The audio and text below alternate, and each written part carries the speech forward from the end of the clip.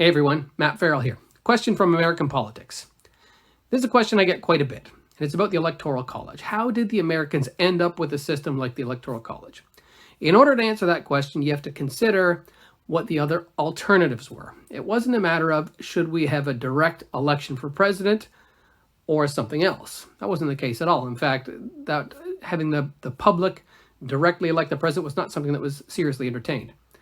Rather, the debate was, should Congress elect the president or should we do something else? And the reason Congress was preferred is because the Constitutional Convention had just spent so much time negotiating the representation formula of who would get seats in what chamber and by what proportion, the Connecticut Compromise. So they had just finished doing that. They didn't want to have to revisit that whole process again and do something else for the president.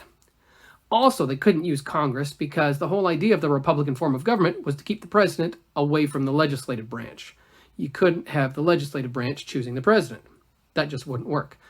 So the Electoral College, in essence, was taking a body like Congress, numerically, you can see on the graph behind me, taking a body just like Congress that had the same numerical proportions and representation, creating them once every 4 years to pick the president.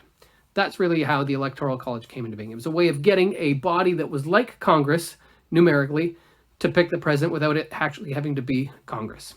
So that's where they get the Electoral College. It reflects more of a modern perspective when we assume that the other alternative would be direct election of the president by popular vote. That's not something that was really considered at the time.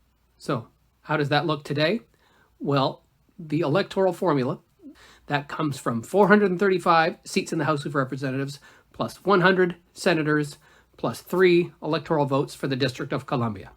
That's where the Electoral College formula comes from. So if you're ever wondering why did they pick the Electoral College, that's why.